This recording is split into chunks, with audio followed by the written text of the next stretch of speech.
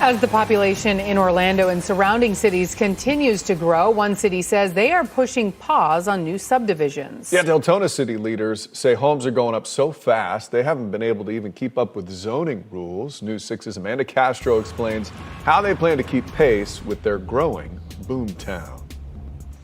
Deltona is booming. We're pretty much the largest city between Orlando and Jacksonville. The city incorporated nearly 30 years ago. The population since doubling with 96,000 residents and growing.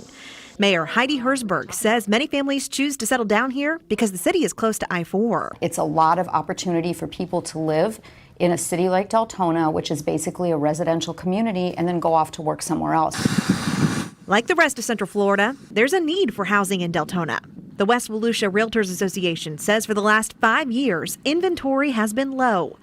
Despite the demand, the city is pressing pause on building new subdivisions. Our zoning classifications haven't changed since we were incorporated. Starting on July 1st, the City Commission passed a moratorium that temporarily pauses rezoning requests for single-family homes in subdivisions, freezing developers from building higher density neighborhoods. And the community was kind of, concerned about this new growth and development and how it could and should be integrated into the existing neighborhoods and the city as a whole. Ron Paradise is the community services director for the city. He says there aren't any projects currently affected by the moratorium, adding it doesn't apply to any subdivisions that are already approved, and it doesn't impact multifamily requests or plans to build affordable housing.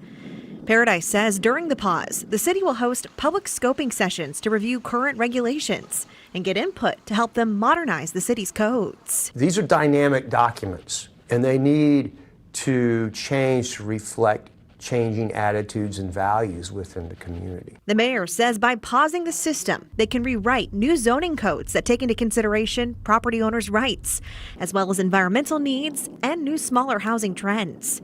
Adding the focus is on the future. We're reimagining how we want our city to grow. We're redeveloping by looking at the things that we want to provide for the neighborhoods that already exist and to work hand in hand with new. And we also want to have people discover Deltona in the way that it's growing and how we're being shaped now. The city is planning to host those public scoping sessions in the coming months. As for the moratorium, it's set to expire at the beginning of the new year, but the commission could vote to extend it by an additional 3 months. We'll keep you updated.